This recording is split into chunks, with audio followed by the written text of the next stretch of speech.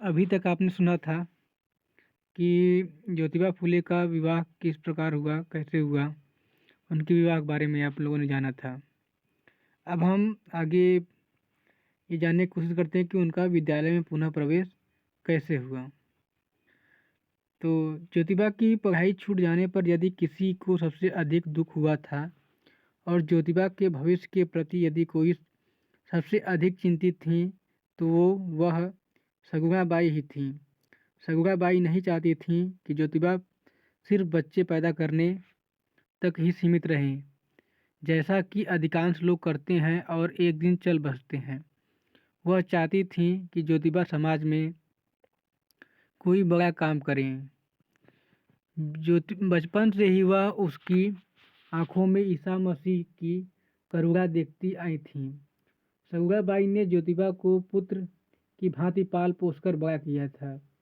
वह चाहती थीं ज्योतिबा खूब पढ़ लिख कर एक दिन पादरी बने, क्योंकि जिस तरह से ईसाई समुदाय में फादर या पादरी का आदर और सम्मान होता है, उसी तरह से ज्योतिबा का भी समाज में आदर सम्मान हो।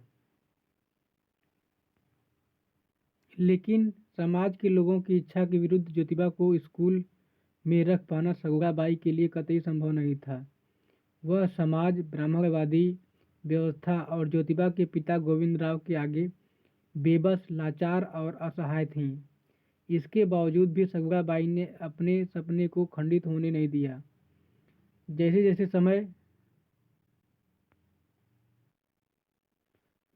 समय बीतता रहा, सगुणाबाई ज्योतिबा को फिर से स्कूल में भर्ती कराने के प्रयत्न में लगी रही। लिजिट साहब नामक अंग्रेज उनके एक पड़ोसी थे। वह एक ईसाई सज्जन थे।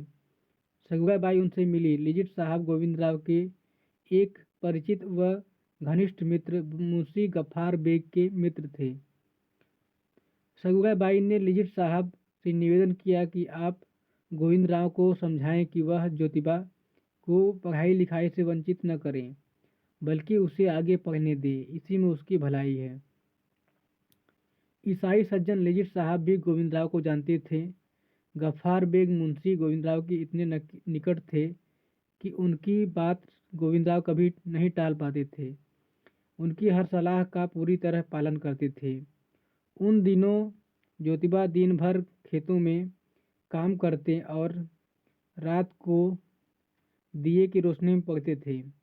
पढ़ने की लगन उनमें इतनी अधिक थी कि वे एक दिन ही पढ़ाई का काम भूलते नहीं थे। ज्योतिबा की विद्या अध्ययन के प्रति इस लगन को देखकर लिजिट साहब और मुंशी गफ्फार बेग तो पहले से ही काफ़ी प्रभावित थे। सगुणाबाई के अनुरोध को देखते हुए और खुद भी ज्योतिबा के प्रति स्नेह व उसकी पढ़ाई के प्रति सच्ची लगन को देख इन दोनों सज्जनों ने ज्योतिबा को आगे पढ़ाने के लिए पुनः स्कूल में दाखिल करवाने हेतु गोविंद राव को समझाने का दृढ़ निश्चय किया।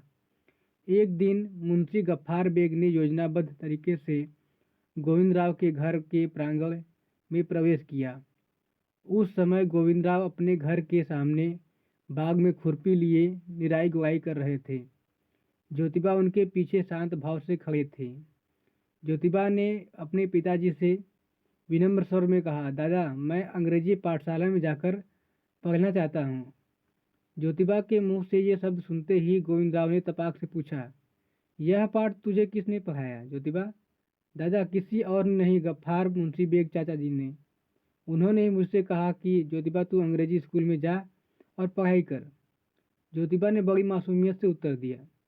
गोविंद राव ने ज्योतिबा से कहा, अरे बेटा, तू मराठी तो अच्छी तरह लिख लेता है, तेरे लिए तो यही काफ़ी है कि नहीं? दादा, मेरे साथ जो ब्राह्मण लड़के पढ़ते थे उन सभी ने अंग्रेजी स्कूल में प्रवेश ले लिया है।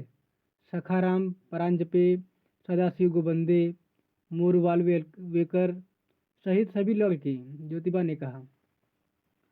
गोविंद राव ने समझाने की कोशिश करते हुए कहा, ज्योतिबा, वे तो ब्राह्मणों के लड़के हैं, उनका काम ही विद्या सीखना और पढ़ना लिखना है। दादा, विद्या तो सभी को सीखनी चाहिए, मुझे अंग्रेजी स्कूल में जाने दो ना। ज्योतिबा ने फिर अनुरोध भरे स्वर में कहा। पर बेटा अंग्रेजी पढ़कर तू करेगा क्या? क्या बाबू बनेगा या खुरपी कुदाल फावड़ा छोड़कर कलम पकड़ेगा? गोविंदराव ने एक साथ कई प्रश्न दाग दिए। दादा, मैं नौकरी के लिए अंग्रेजी नहीं सीख रहा। ज्योतिबा ने कहा। फिर? गोविंदराव ने पूछा।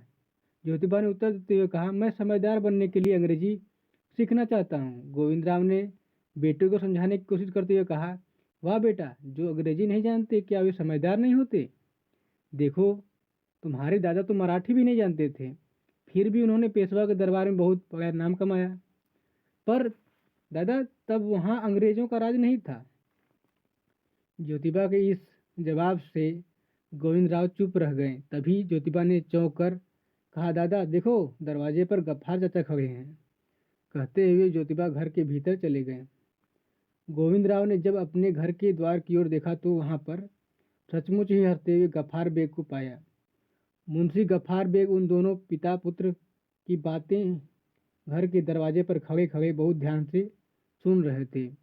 मुंशी जी मुस्कुराते हुए गोविंदराव के पास आए और बोले, गोविंदराव, बच्चे का दिल मत तोड़ो, वह बहुत मेधावी और प्रतिभावान बच्चा है। यह खुरपी और कुदाल उसके हाथों में थमाने की बातें छोड़ो, यह फावड़ा नहीं कलम पकड़ा कर देखो। उसे फावड़ा नहीं कलम पकड़ा के देखो, वह किसी भी ब्राह्मण लड़की से ज़्यादा प्रतिभावान साबित होगा। दुनिया में दूसरे माँ बाप तो बच्चों को की पढ़ने लिखने के लिए खुशामदें करते हैं, लेकिन यह होनहार लड़का तुम्हारी खुशामदें कर रहा है। दक्के और निस्वी बातें छोड़ो और उसकी पढ़ाई शुरू करवाओ। आगे की पढ़ाई पूरी करवाओ, उसे खूब पढ़ाओ। मुंशी गफ्फार बेग ने ज्योतिबा की पढ़ाई पुनः शुरू करवाने के लिए गोविंदराव को बार बार समझाया।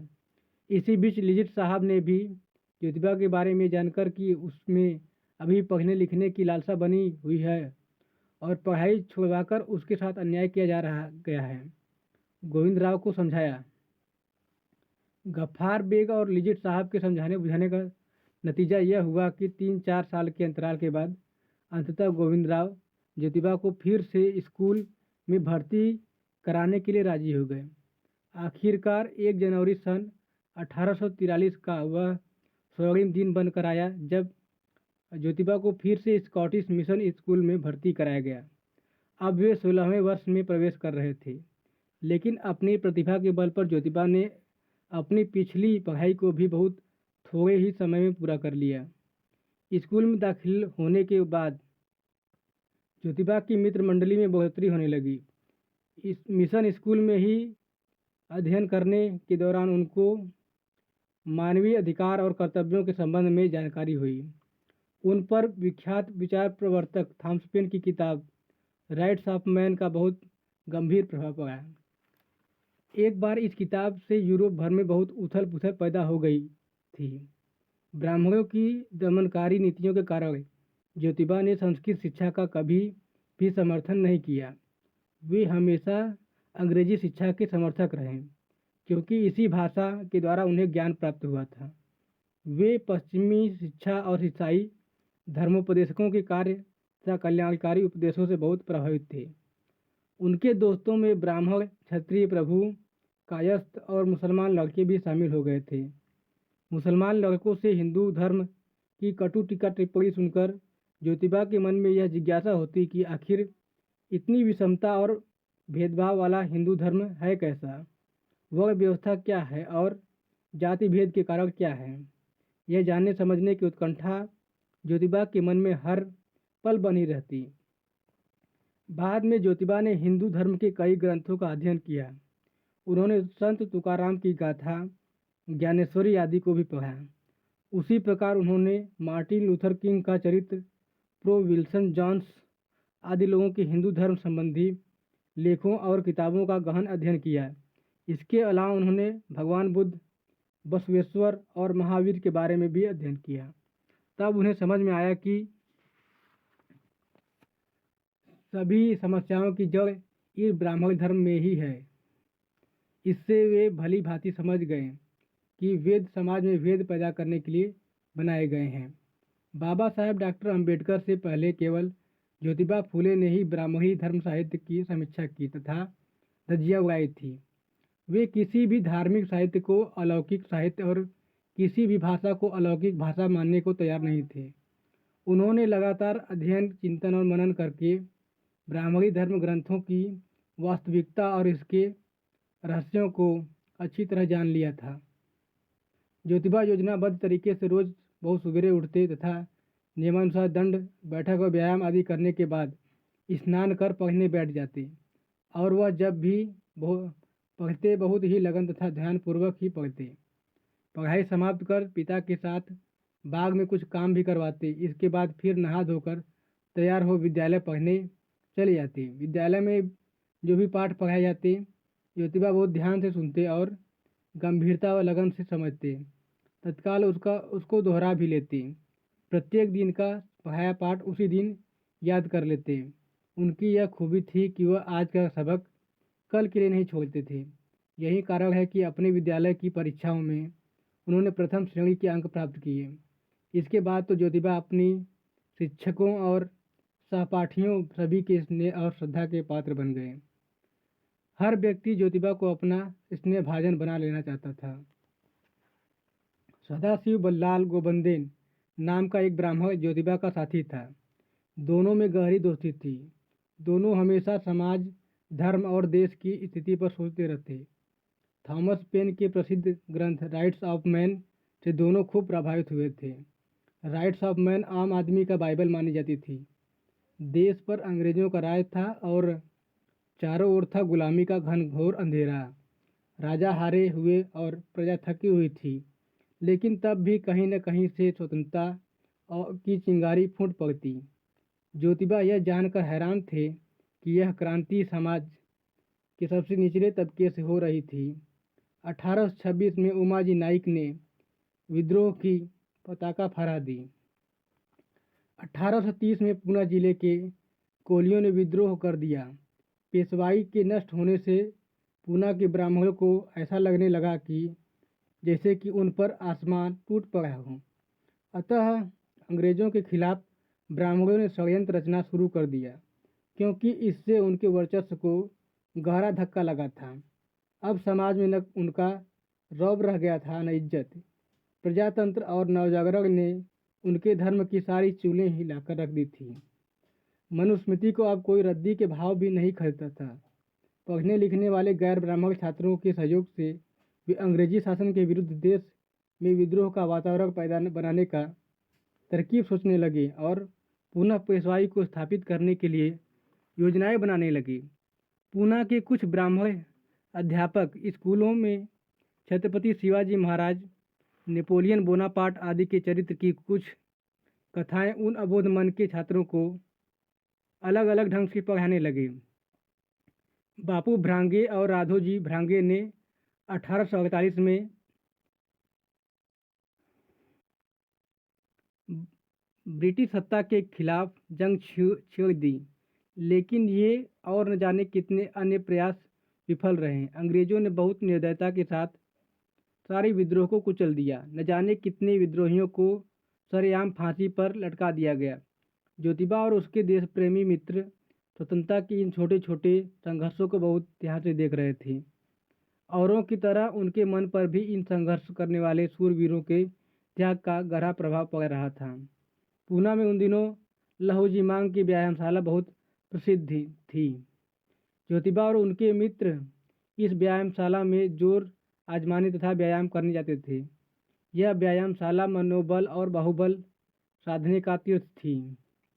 वह तथा उसके मित्र चाहते थे कि भारत देश आज़ाद हो, लेकिन सशस्त्र क्रांति द्वारा स्वतंत्रता प्राप्त करने में संभवतः उन्हें विश्वास नहीं था। वे अलग दिशा में सोचते थे। अंततः इस गुलामी का कारण क्या है? इतना विशाल देश मुट्ठी भर अंग्रेजों के शिकंजे में कैसे जकड़ गया? सभी प्रकार की गुलामी से ज्योतिबा को भारी नफरत थी। वह गुलामी के जड़मूल को ही काट कर फेंक देना चाहते थे। ज्योतिबा के ऐसे विचार विश्व स्तर का साहित्य पढ़कर ही बने थे। वे जानते थे कि जब तक रोग की जड़ नहीं पकड़ी जाएगी, यह घाव ठीक होने वाला नहीं है।